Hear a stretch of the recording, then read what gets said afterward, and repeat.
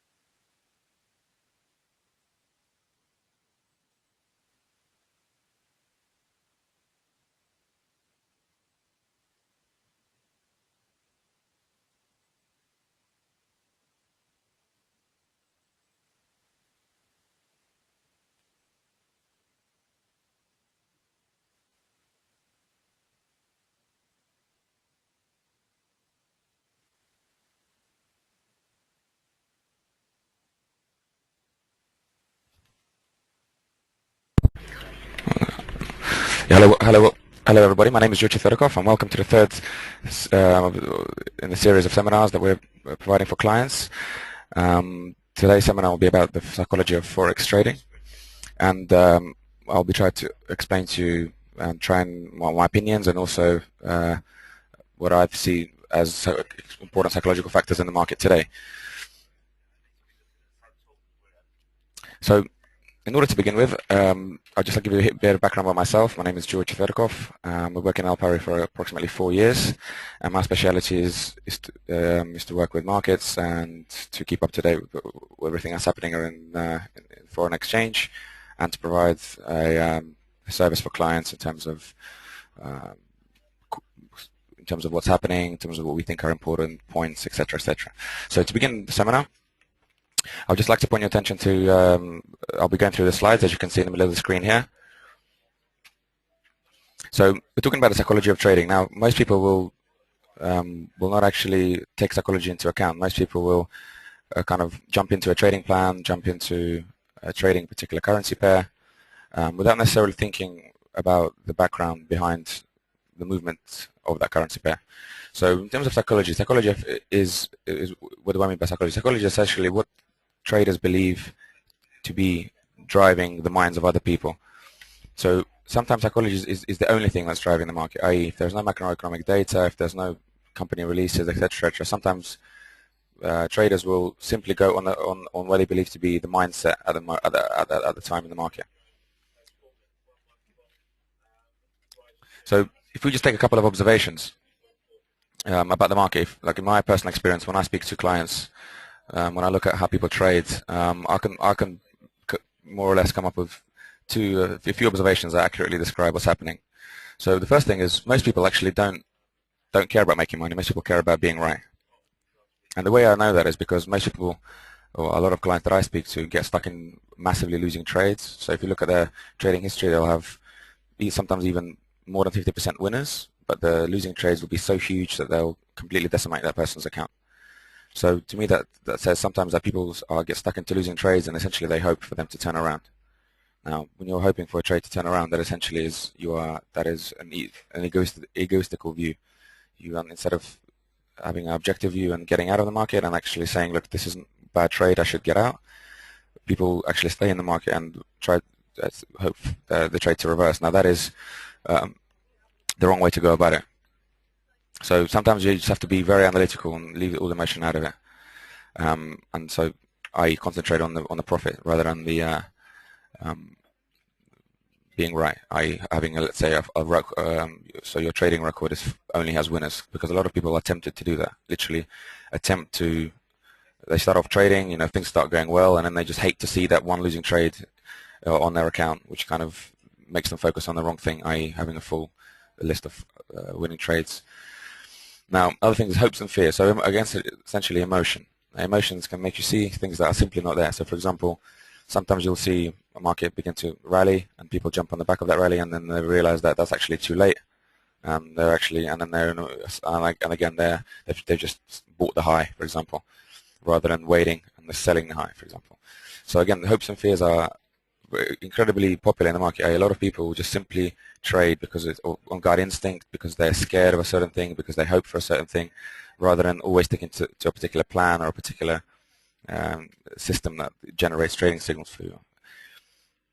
And the last point on this one is essentially is that the markets around you are they are what they are. They behave irrespective of what you believe or what you do. So the notion that markets are somehow against you is, again, was very popular amongst beginner novice traders, and so that's why they often get stuck in trades that suffer large losses. So essentially markets can stay irrational longer than you can stay solvent. And what that means is, so sometimes even if you are right, so for example, you see that the particular currency pair should be bought or it should be sold, and you potentially are right, but if you're stuck in a trade and the market isn't doing what it's supposed to do, it can continue to do that for much longer than your account size can handle, basically. And that's to do with leverage and to do with the fact that a lot of market inefficiencies can stay in the market for extended period of time. So as we saw in 2008 and 2009, sometimes certain currency pairs will trade according to other factors, i.e. non-fundamental factors that kind of take the market away from where it should be priced. Now, and that can lead to people, again, getting stuck in trades and not getting out, even though they're suffering a large loss. So you can see these 3 points here, just underline, just to give you a quick overview of that, just how trading is from a mental perspective, how important that is. So excluding everything to do with the news, technicals, trading plans, putting all that aside, just how mentally people see the market and how they look at themselves whilst they're trading is extremely important. So in terms of psychology, once again, why is it important?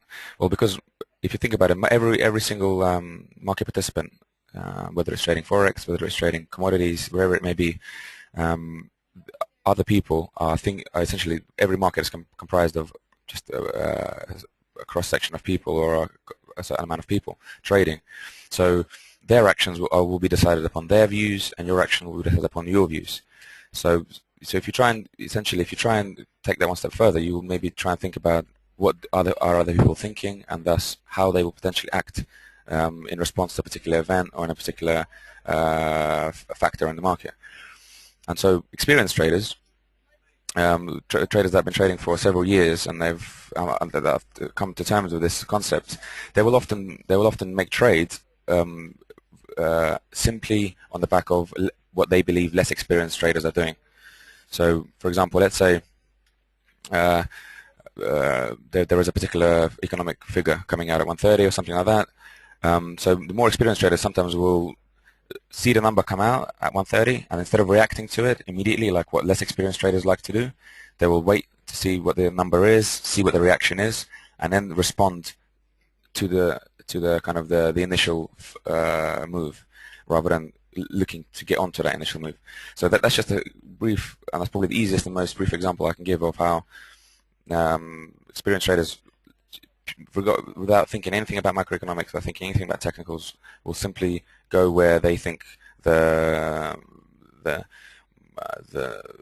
other people shouldn't be going. Essentially, so they'll take positions against those people that they believe are wrong, essentially, and are trading too soon or trading the wrong way.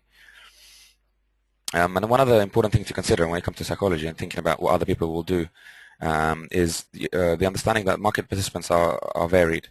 So for example, myself and yourselves, we would probably be classified as retail traders. So traders with, let's say, a fairly small trading account. It's in your name, and you have a trading platform, and you go ahead and trade whichever currency pair you like. Now, but that's not the entirety of the market. The entire market is actually way bigger than that, and includes entities such as banks, hedge funds, institutional traders who have huge resources as opposed to retail traders. And so their actions and most importantly their incentives are different. So their goals are different. What they're trying to achieve from the various trades that they're putting on. So, for example, if we take the banks, hedge funds, institutional traders, and retail traders, their goals can be varied. So, for example, their goals can be speculative. It could be simply to fill client orders. So, for example, a bank may simply be filling client orders on a particular trade rather than speculating. foreign exchange is mainly a speculative market, so most FX trading is speculative, but a lot of banks, a lot of hedge funds will simply complete client orders, or will simply be hedging other orders that they've already done. So just thinking about the market motive is very important when it comes to psychology. So in practice, what does that mean on a daily basis is that sometimes markets will go in a particular direction for various reasons. So instead of actually speculative motive, sometimes markets will rise and fall on the back of a large bank prop trading, a large bank hedging, maybe a large M&A deal if you're trading equities, etc. So you can see it's not just about speculative FX trading on a retail level. The market is way huger than that, and that's what it's important to understand. So when you see big news come out on various TV channels, on various research platforms, on various comments, etc., always remember that there are various market participants looking at this news, and they will have different motives. And by understanding that as a cohesive kind of factor, so if you if you look at the markets as a holistic system where all markets are intercorrelated and all market participants are intercorrelated, it will give you a better understanding of which direction the market will go, and also with what volume it will go in that direction. So if we actually look at, go a step further again, and if you look at the psychology behind various figures and various macroeconomic data that is released on a regular basis, we can see that although there is various macroeconomic data, we have hundreds and hundreds of different factors of indicators, things like GDP, inflation, house prices, producer price index, consumer price. I mean, there's almost an incountable amount of statistics that are released monthly, weekly, and annually that help market participants and traders and people of all various agents of the economy to understand what's happening with various economies around the world. So, and thus currency pairs and equities will react to a particular number, etc. So let's say a GDP number comes out higher than expected. That generally means that the country is doing well. So it tends to mean that the currency will tend to appreciate. Interest rates are likely to rise potentially. So I mean, you get these various kind of assumptions that start happening as soon as a number is released. But the only reason that number actually matters in any way is because it affects one of three things. It affects either sentiment, confidence, or expectations about the future. Those three things are probably the most key, and you'll hear these three things probably most, especially on financial media and financial publications, is that these three things essentially drive markets: sentiment, confidence, and expectations. So when expectations change, markets move. When confidence changes, markets move. And when sentiment changes, markets move. So for example, even if a GDP figure is released, it by itself doesn't actually mean anything. It only means something if it changes expectations or confidence or sentiment about the future. And the same thing goes for, let's say, an equity. So if a company may release an annual report, for example, about its performance, the only reason that report matters to an investor or to the share price is because the expectations of future earnings or the sentiment about the company or the confidence in that company has changed. And that is very important to understand, because if you understand that, then you will be able to see that it's not actually macroeconomic data that moves markets. It's actually people's perception of the market that moves markets. So sometimes GDP doesn't have to fall for people to think that GDP is falling, and thus sentiment has changed, confidence has changed, expectations change. So to summarize this, is markets can move wildly and rapidly without any data whatsoever. They can move pretty much any reason at all, and if the underlying factor, the common denominator here, is people's minds and people's perceptions of the markets. So in terms of news, this is a very key component of psychology, because most traders, yourselves, I'm assuming, most of you will be probably intraday traders, maybe intra-week traders, looking probably for looking at macroeconomic data on a daily basis, on a intra-week basis, and again probably looking for trades that last no more than a few days. Now, if that's incorrect, I do apologize, but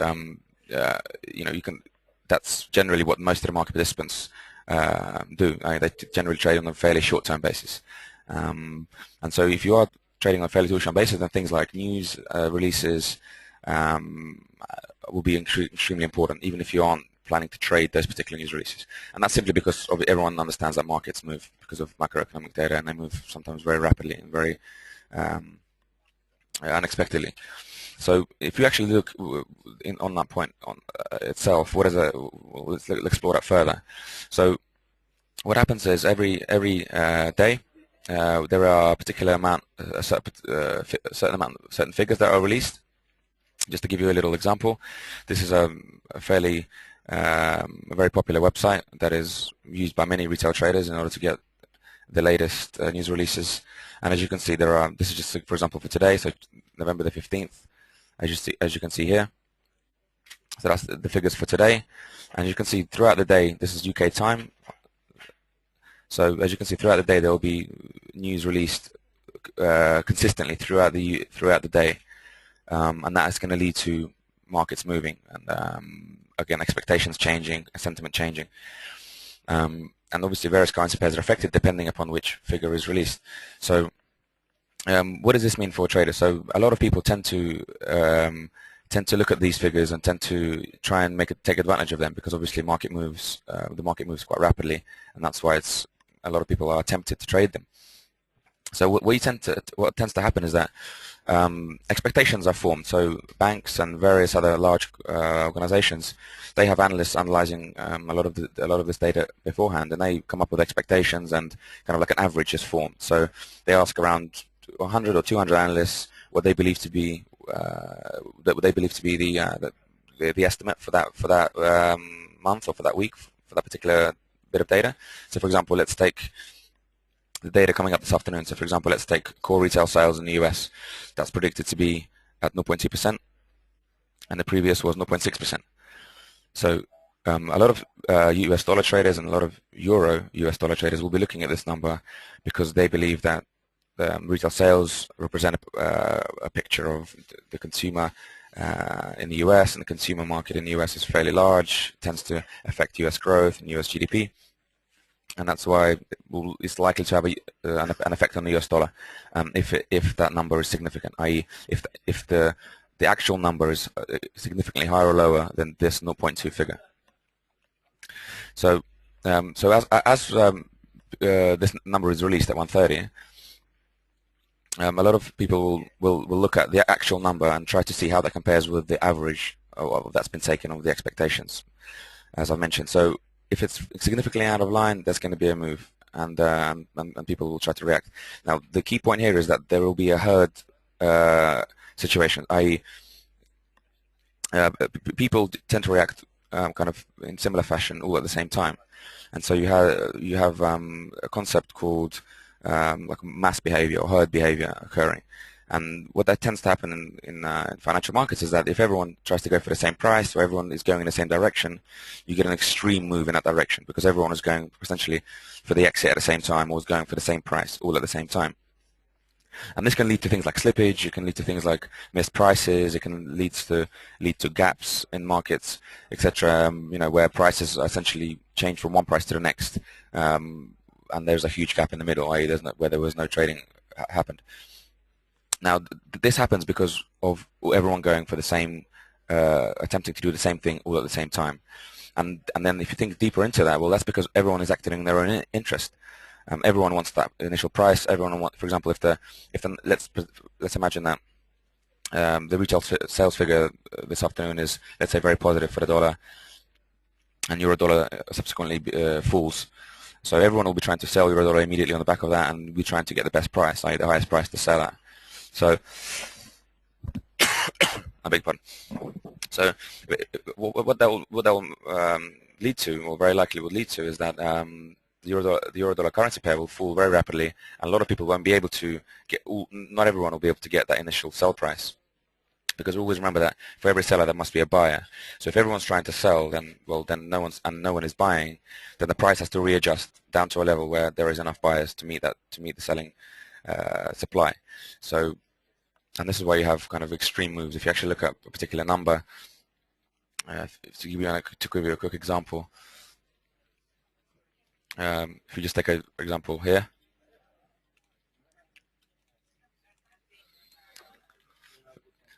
If we take the euro dollar chart, for example, let me just have a look. 1 second.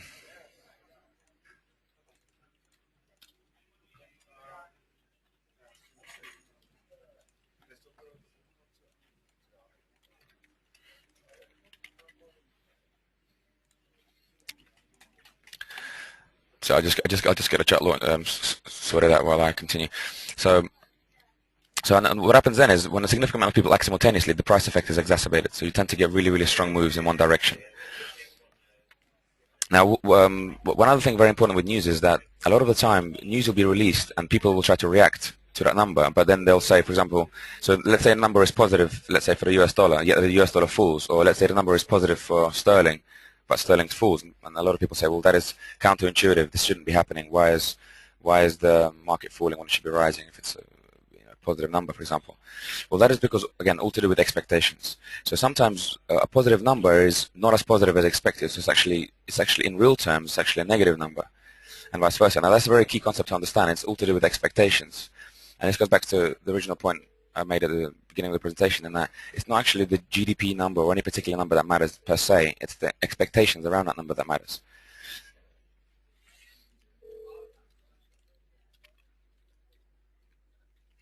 Now, in terms of macroeconomic data, as many of you will know, I mean, the various data that's released on a daily basis affects most markets all at the same time and all around the same time, because they're all released around the same time during the day. So, for example, UK data is released around 9:30, 10:30 in the morning. US data around 1:30, just before the US Open at 2:30. And you have in the Asian session, you have data released out of Japan around midnight, 1 in the morning, 2 in the morning, etc. So, I mean, a lot of these events tend to lead to large moves in the markets. Now, again, always remember the majority of trades that happen in the forex market and in futures markets as well, and to a large extent in equities markets, is speculative. So whether it's because of comments or macroeconomic data or company data or auction data, I mean, this one here is a big one. Recently, because of what's happening in Greece and what's happening in the US. So essentially bond markets are very, very topical right now, and yields are extremely topical as well. So auction data, so how bond auctions how bond auctions are held, and how successful they are is an extremely good an extremely sensitive market factor now. And this has changed. So, for example, prior to 2008, 2009, bond auctions were fairly boring events. No one ever really paid attention to them. You know, they were fairly not very big events, because there was not really a big debt issue. There wasn't really a sovereign debt problem. No one really was paying attention to that. I mean, everything was considered to be okay. Now that a lot of the fiscal problems have come out in the US, and Europe, and Japan, and generally across the world because of the financial crisis that we've seen a couple of years ago. So bond auction data, especially German bond auctions, Greek bond auctions, so European bond auctions, and the US ones. So essentially bond auctions from countries where debt is becoming a huge problem, they're becoming huge issues now. And following on from that, so the yields spreads between various bond auctions are also looked at, and also things like bid to cover ratios are looked at. So I mean, these kind of terms and these kind of statistics are very important, again, for both for traders on a daily basis and also for the psychology of trading. So, for example, so when a person may be trading a particular macroeconomic number or or trading on a particular day, if there is a bond auction on that day and you don't know about it, then that's not good. You will be essentially behind the rest of the market and unlikely to have you will be less informed. Let's say, I'm not saying you'll maybe be less profitable, but the more informed you are, generally, on average, means you will make better, more informed trading decisions, and generally they will be more profitable. Now, and what does that mean? Well, that means that it's very important to be informed. So knowing when bond auctions are happening, that's probably one of the key things. Find out when they're happening and find out what is expected, and be ready to react to that. So things like bond auctions are not really they're not really published on things like Forex Factory or some of the mainstream retail sites. So you're gonna have to go a little bit deeper and actually go to various government websites. For example, the Treasury website in UK, or some other more technical websites which give you a slightly better idea of what's happening, not just the run-of-the-mill macroeconomic data a lot of websites have. And other factors, of course, that can have effects are things like politics and political changes, etc., and geopolitical, so things like wars, etc., and natural disasters, etc. Now, a big one a big one that kind of affects most markets on a almost a daily basis is rumors, and rumors generally they generally affect markets when there is uncertainty. So whenever you see markets uncertain and things not really, let's say, not really, like for example, what's happening in Europe now, where there's not really a lot of certainty, there's not really a final plan, not really a final solution to anything. So what you'll tend to find is any rumor that does the rounds in terms of European bonds or Greece or various or a particular default may be occurring soon, etc. So rumors of any of that nature will get traction quite quickly, and will move foreign exchange pairs and equity markets, etc. And whereas, for example, if things are quite certain and and markets are quite stable and generally upbeat, then rumors are not as common. So, for example, in 2008, 2009, rumors were probably the only thing responsible for some of the short selling that we saw in UK equities. So it was nothing else. It wasn't really any macroeconomic data. It wasn't really any comments. Wasn't any particular political events or any macroeconomic events. It was simply rumors of banking instability, banks not being able to fund themselves, etc., etc. And last but not least is M&A. Well, mergers and acquisitions can have an effect even on currency pairs. I mean, this is a fairly small issue, and generally M&A deals are not really don't really have effect on the FX. But generally, for the psychology of people, is that M&A, whenever you see M&A deals go up or whenever you see big M&A deals go through, it tends to mean that the macroeconomic environment is generally positive. And again, that's kind of like a very broad indicator of risk, I would say. So if M&A deals are rising, I would say that's risk friendly, and investors are willing to take risks, and generally things are looking good from a risk perspective. Because a lot of, if you notice, a lot of financial publications, they'll all very often talk about risk on, risk off. So for example, if something, you may read an article, something that says, "Oh, today was a risk on day" or a risk off day. What that means is essentially that a risk on day generally means investors and speculators are happy to take risks on things like commodity currencies, equities, oil, equity futures, indices, these kind of, but generally markets which have higher yields and higher risk, and which are generally kind of more volatile, so commodities, etc. Risk off generally means where investors are not really happy about what's going on, and they generally want to take risk off the table, and they generally want to go into gold, the yen, the dollar, Swiss franc, government bonds, let's say US government bonds, German government bonds, etc.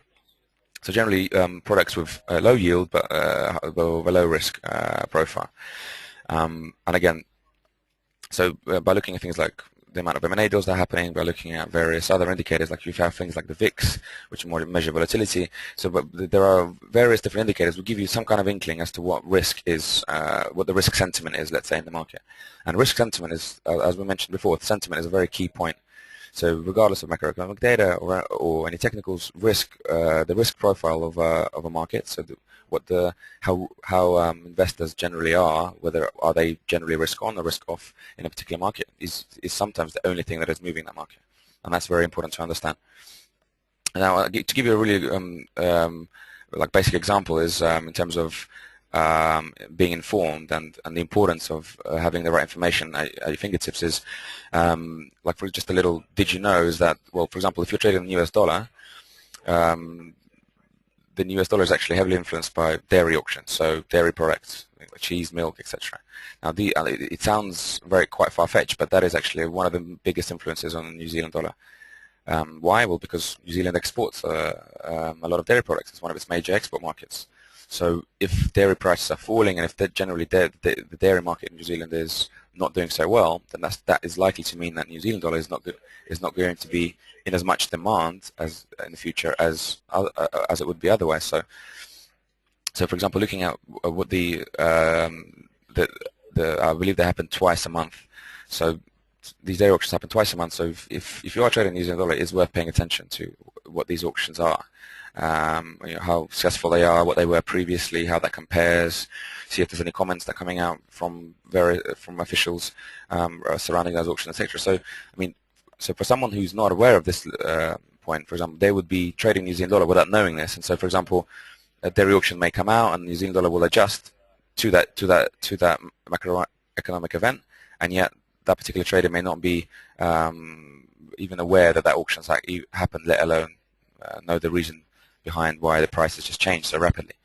So as you can see, the factors that drive a particular market are very important, and sometimes it's worth doing the research prior to picking a currency pair, or prior to picking an equity or a commodity. So before trading that commodity, whatever product you choose, it's worth finding out what exactly is the drivers behind it. So what exactly will affect this market and when, because that will allow you to, again, become better informed and be more ready for various events surrounding that product.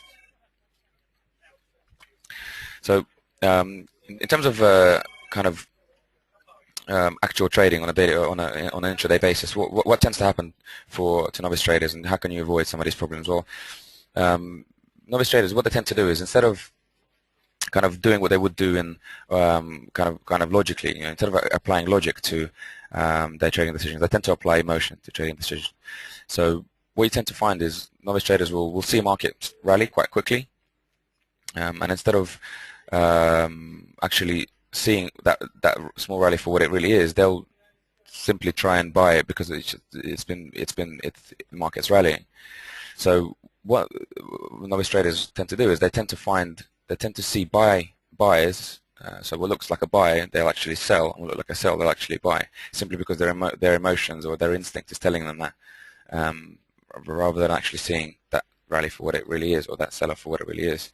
So the reason that tends to happen is because, well, partly because of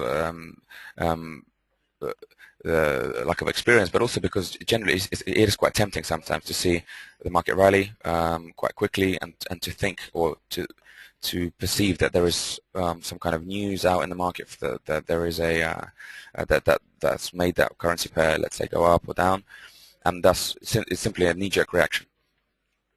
So and making knee-jerk reactions generally is not a good idea, because again, it's generally a better idea to stick to your trading plan and actually look for exactly what you're looking for, rather than to take opportunistic trades. So I mean, what usually happens is when people see a trend going up, let's say, and then they tend and buy it, that tend to means that, I mean, a lot of the upside price action has already been priced in, i.e. it's now become a seller's market, and yet the trader is still buying it. So as the clever money is actually looking to sell this market now, a lot of traders will tend to will still be looking to buy, and that's why they all get stuck in literally long the high and short the low, and that is not a good thing to do for obvious reasons. So that's why it's very, very important to kind of try and almost identify what the market is thinking, and try and get ahead of the market, rather than trying to catch up to the market, or go with the market.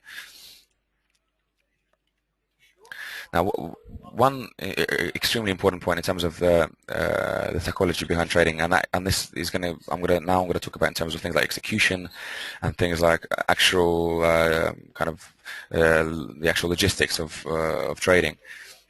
So whether you're a small trader or a large trader, or at a bank or whatever else, you will have to make a choice whether you're going to trade OTC products or exchange traded products. And there is a slight difference between the two, or actually a lot of differences between the two. So exchange traded products are generally those products traded on exchanges, so exchanges like CME, Euronext, Eurex, etc. And they'll generally be standardized contracts or standardized products which are traded through a central intermediary. So essentially an organization that will take sell orders and buy orders from buyers and sellers, and distribute the buys and sells amongst them in a very fair way, or as fair as possible as can be, basically. And there's various ways that they'll do that through pricing, matching, etc., etc. There's also transaction enforcement. So again, every transaction is fixed, and so buyers and sellers are deposit margin with the exchange, and they are required to go through with the actual decision that they make. There's no trades aren't reversed, for example. Now, OTC markets, over-the-counter markets, are quite the opposite to that. There isn't a central exchange, so you can actually deal with many mediators at one point. So, for example, if you're trading one currency pair, there is no one price for that currency pair at any one time. Every broker is offering you a different price at any one moment. Whereas with, let's say, exchange traded product, there'll only be one official price that you can actually check on with the exchange. So obviously that creates, some of these things create disadvantages and advantages, obviously. So if you actually look at the slide in front of you, I've just summarized them in a few bullet points. So FX markets are OTC, so they're over the counter, and this can provide opportunities in its own right. So the fact that you can price discriminate in arbitrage means that you can actually discriminate between the prices of various brokers, which is a lot of what traders try to do. You also find that OTC markets are quite low cost and are very accessible. That's why kind of retail traders can trade them, whereas exchange traded products, things like futures contracts, etc., usually have a high entry price. So generally the margin is very high, and so the minimum trade is generally quite high. So as a result, generally retail traders, prefer to trade OTC markets like FX.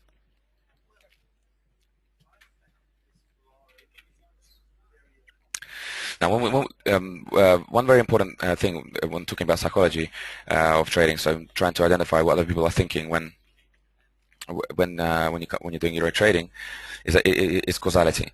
So a lot of people kind of take a very simplistic approach. So they kind of see a figure come out, or a macroeconomic number, or a comment, or let's say I don't know, a bit of company data. So generally, one of the things that we mentioned was a factor in driving currencies, and they'll tend to kind of assign a lot of importance to factors that don't have a lot of importance. So, for example, let's say there is a fairly strong bit of data that comes out in a particular country. Let's say it's the an inflation figure, for example, in the UK.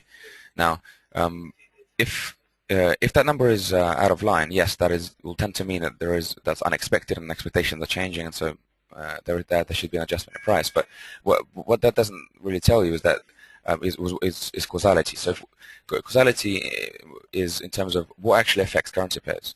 So yes, we know that sentiment affects currency pairs and various macroeconomic data and confidence, etc., etc. Yes, but there are certain factors which affect currency pairs more than others. So from statistical research and from correlations, we can actually identify what affects which factor affects which other factor and to what extent. And what we found is that in actual fact, most currency pairs are actually most sensitive to interest rates by quite some margin. So, for example, if you were to see a factor that affects interest rates, so whether it's a comment or a figure or some kind of or a rumor, if it is talking about interest rates, that is more likely to affect the currency pair than if it's talking about, let's say, GDP or let's say another macroeconomic number. So interest rates are pretty much the most important factor when it comes to currency pairs, and that is why traders will attach more importance and will focus more on events that affect interest rates. So it's kind of logical that they'll do that. And so that's why interest rate differentials, so the next step from that is interest rate differentials. So the difference between interest rate in one country versus another and how that differential is changing, that will also be important. And you also have to remember that currency pairs are always done in pairs. So, for example, euro against the dollar, euro against sterling, etc., etc. So it makes sense that interest rate and their differentials between two countries are going to be the most important factor when it comes to the two currencies against each other in a currency pair. So, for example, one of the probably the most biggest factor for affecting the euro sterling rate is the interest rate differential between Europe and the UK, and also the expectations of future interest rates in Europe and the UK, and how those two factors change will influence euro sterling rate on an intraday basis. So, for example, if we have a figure out in the UK, let's have a look quickly at the figures that we have out today in the UK. So, for example, this morning's figures, as you can see here, that we had a CPI figure that was slightly less than expected at 5%, and we had an RPI number that's slightly less expected at 5.4%. Now, if we just take a quick look at what happened to the chart at that time. Just bear with me. So this is a sterling dollar chart for today. Now, as you can see, the CPI number was released at 9:30 UK time, and there was also other figures at 9:30 in UK. So if we look at the chart,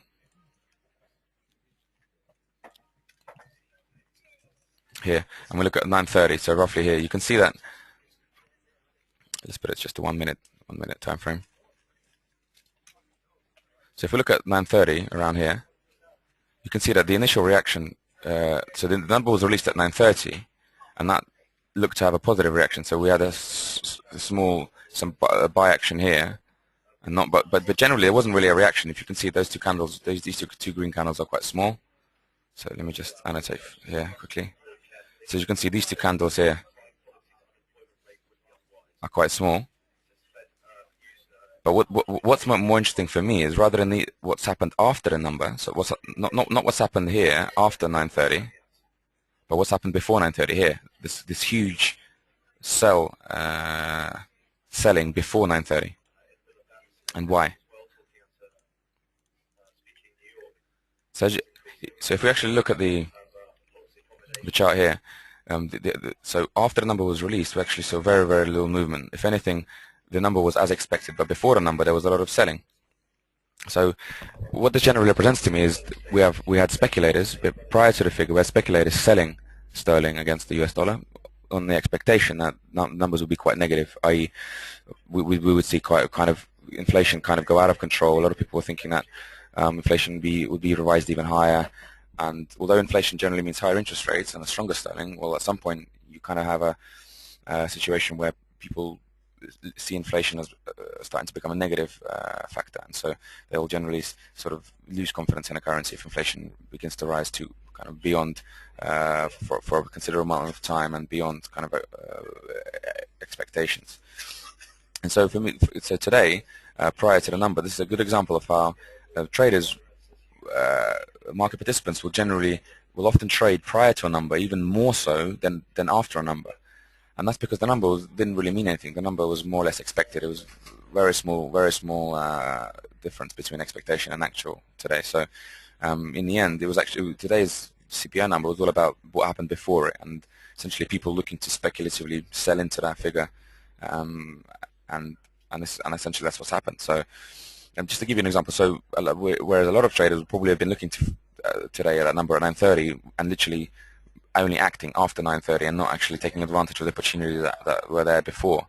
So for future numbers that are coming out, it would also be, for example, so this afternoon for US retail sales and for PPI, for example, or even let's say for tomorrow, if we have to look at tomorrow's figures.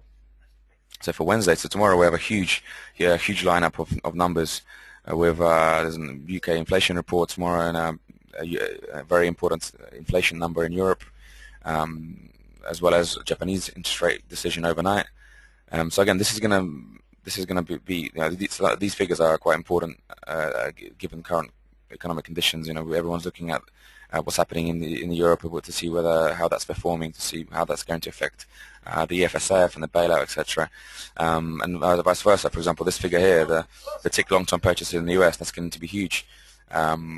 Because this is an indicator of how of the demand of U.S. debt of long-term investment in the U.S. So by foreign entities. So again, all these indicators give market participants some kind of confidence level or some kind of level of expectation as to the future of each of these countries. So looking at these numbers, i.e. what they were previously. So for example, looking how this number has evolved over the past few years or few months or few weeks is actually very important, rather than just reacting to the particular nominal number that's coming out today. For example, for this particular number tomorrow, but if you see what I mean, it's very important to actually understand the background behind each of these macroeconomic numbers, and thus very important to understand what people are thinking behind these numbers, not just the number itself. Because number itself can be, for example, this number here. If we take, let's say this core CPI number in US, this number tomorrow can be above expectation, so i.e. dollar positive, and yet the dollar could fall still, and that's all to do with what the CPI number is, how high that number is, and what people expect as a result of that CPI number. So if inflation in the US is extremely high and it's getting out of control, it's actually going to be dollar negative, and that's what most people are going to think. Most traders are going to believe. and that's why it would be a dollar sell. But on the other hand, if inflation is rising but not so strongly, and it's likely just to lead to stronger interest rates, then that's likely to lead to a stronger dollar because of higher yields that are likely to be generated out of the dollar. Now, the situation of the dollar at the moment is that interest rates are held like at extreme lows until at least for another 2 years. So, if anything, high inflation here will be quite dollar negative because market participants already know that the Fed is will hold rates low, and there's very little chance that will change. If anything, there's going to be more easing in the US, i.e. more quantitative easing and more. So the dollar is going to be diluted further, if anything. Right? That's generally the expectations. Okay. Well, that more or less brings what I have to say to a conclusion. I mean, I did have quite a few more slides prepared, but I just really wanted to take care of the kind of the psychology part of it first, and just to show you a few of the things that I think matter. But I will send all of these slides to you if you wish. That's not a problem. I've just included, just to give you a quick glimpse, I've included a few statistics. So what's happening in terms of charts and various performances of various currency pairs. Just included a few charts for you. It's not really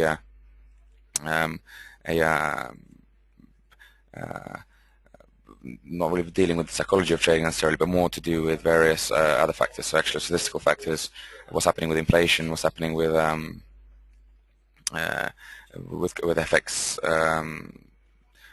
pairs, how they're changing, and what's like currently the various trends that are occurring at the moment. But if you do have any questions, I will be more than happy to answer them for you. And I'll do that. I think I'm going to do that via text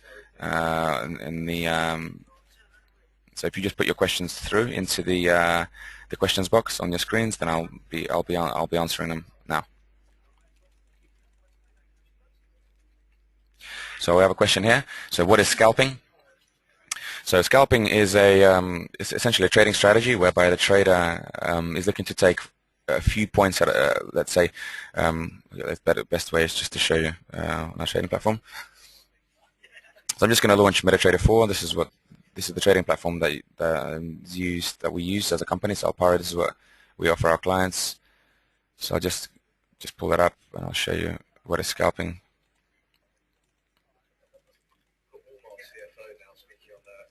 So for example, here we have when you can see on your screens here we have a euro-dollar chart,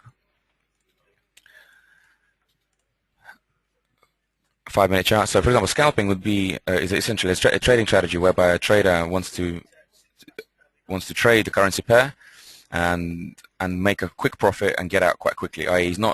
scalping is generally very short term and generally for a very small profit. So as you can see here, the current price now of euro-dollar is 32 bids, 34 offered here. So for example, the trader would attempt to buy, for example, 34 here, or 35 as it is now, and try and sell 36 or 37 very soon afterwards in order to make a quick profit. i.e. you want the main goal of the primary goal of a scalper essentially is not to be in the market for very long and to take a quick profit as quickly as possible and to reduce his sort of exposure by not being in the market for too long. Essentially, it's scalping. We have another question. Do prices vary between different exchanges? Yes, they do, but that's depends. So, for example, some products are offered on several exchanges at once. So, for example, you can get gold offered on various exchanges. You can get various other products. So some currency futures are offered on different exchanges. Generally, the differences are not that huge. I mean, for example, if the products are comparable, if the actual contract or the underlying good is, if they are very similar, then you're not going to get a large discrepancy in prices. And the other thing you have to remember is a lot of traders, a lot of people, they discriminate, so they will arbitrage between the two. So generally, you don't have a lot of prices. You don't have a lot of price difference between exchanges unless the products are completely different and they're not comparable. So looking at the question.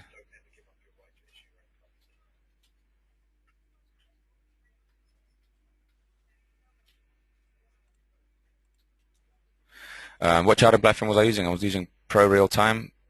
That's just Pro. If you go into Google, Pro Real Time, that's a very simple one. Just answer that quickly. Presentation slides, yeah, we'll send that out to everyone. Just if you just email us, if you email me directly, or if you to email one of the email addresses, I think you should have a support email address. I think it's should have been given to you in an email or into with your confirmation email. You can just email that with a request for slides, and I'll email them to you. Yeah, and I'll send you the presentation slides in PowerPoint format or PDF or something like that. Don't worry about that.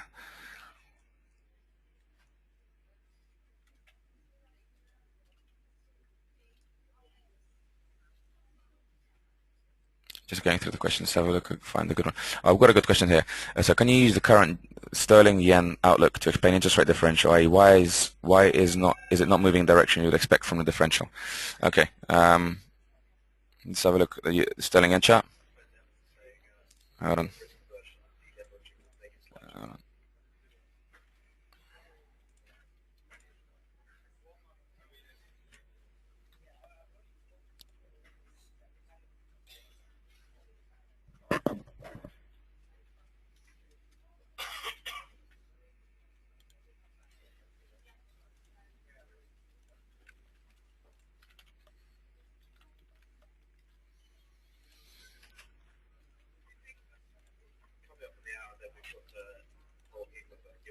Okay, so we have a sterling yen chart here. That's on daily time frame. So weekly time frame. So let's just stay with the daily. So I mean, as you can see, sterling yen is in a kind of. I'll just have a quick look here.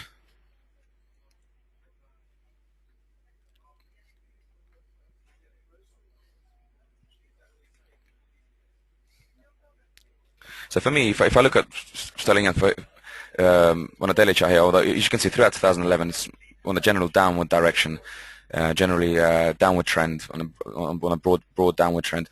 And for me, yes, the differential is so yen interest rates in Japan are very low and likely to stay like that for some considerable time, and that's more or less the same in the UK. So in terms of interest rate differential expectations, there's not really, both market participants generally expect both to stay fairly low for a considerable time. Although, and if anything, so sterling is actually even more, let's say, dovish than Japan in terms of, although its current rate is slightly higher, in terms of quantitative easing, there's expectations of more quantitative easing are strong in the UK. We're likely to see probably on top of the 75 billion announced recently, we can probably see even more. Generally, the big problem in the UK, though, for me, is not necessarily anything external, but internal. So UK domestic demand is very stagnant. People are saving more, and generally spending is not so great. So UK's problem is not necessarily from a foreign investment perspective or from foreign inflows or foreign exports. It's generally internal. And so the sterling yen chart, what it's reflecting for me is more importantly is yen demand rather than sterling weakness.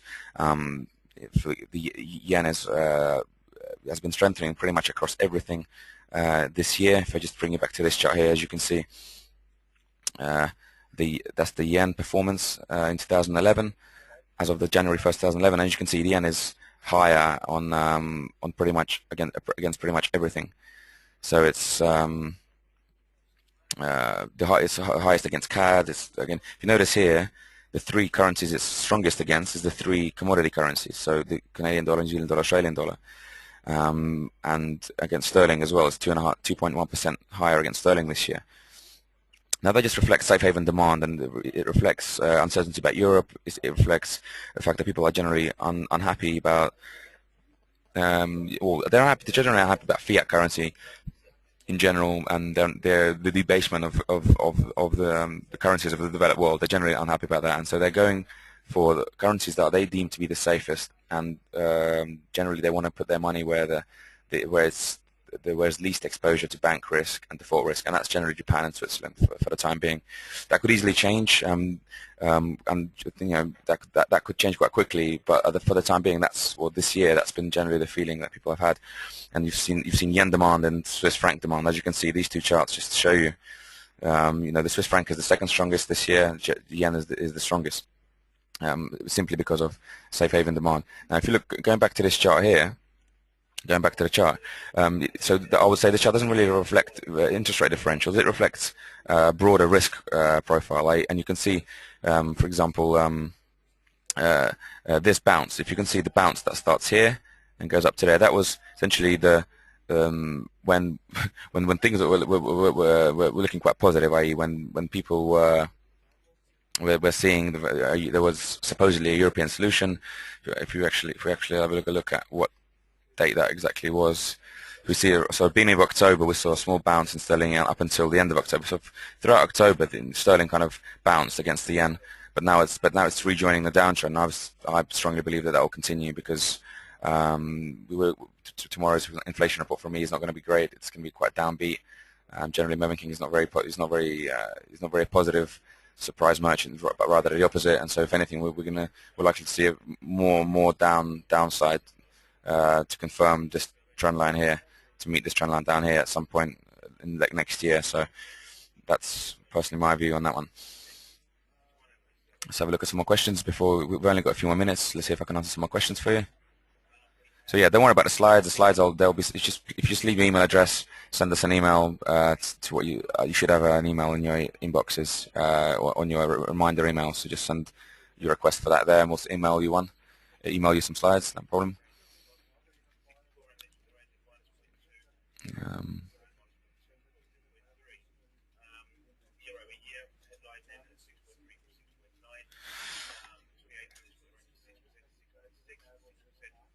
Just a quick question. We're looking at when looking at figures, i.e. head and shoulders, is it best to look at on charts of 5, 15, 30 minutes or other? For example, head and shoulders or any other chart pattern for that matter, it doesn't really matter what chart pattern you're looking for. Generally, the time frame for me is the stronger the time frame. So when you see the pattern on any time frame, the longer the time frame, the stronger that pattern will tend to be. So if you see the head and shoulders forming on a monthly time frame, that's going to be way stronger than a monthly head and shoulders on a 1 minute time frame. And obviously, and in between will be kind of a mixture of two. So my personal opinion is that more broadly if you're going to trade on a 5 or 10 minute chart, if you're going to look at 5 or 10 minute charts, you should really be in trades for 5 or 10 minutes. If you're going to trade on a daily chart, then you should really be in trades for a couple of days or a few days or maybe a week. So generally, the time frame using for charting is very important because for example, if you're looking at a 5 minute chart, but holding the trade for let's say a month, then there's not really a lot of connection there. For me, it doesn't make any sense. And vice versa, if you're looking at a monthly chart and trading and you're getting in and out of trades every 5 minutes, then that also doesn't make any sense. So it has to be a balance. And so I would say that you try to look at all time frames. Try to stick to 1 or 2 products only. So try to really analyze and go into detail for a few products at a time, not let's say 10 or 20 at a time. And try and look amongst all time frames. Try and pick out opportunities in all time frames. Why not? And try it.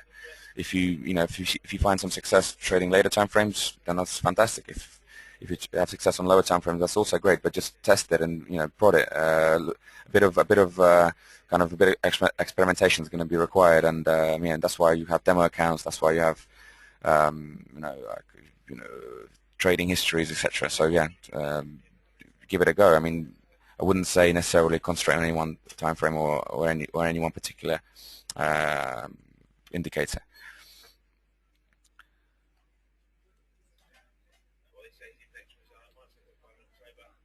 Here's a good question. What is the biggest difference in psychology approach have you noticed between novice and pro traders? Well, I'll say the biggest one is discipline. So the better traders tend to be the disciplined people with hardly any emotions in their actions. So generally, guys who are very numbers focused, who will go by their trading plan like their Bible essentially. Who generally won't get into trades on instinct.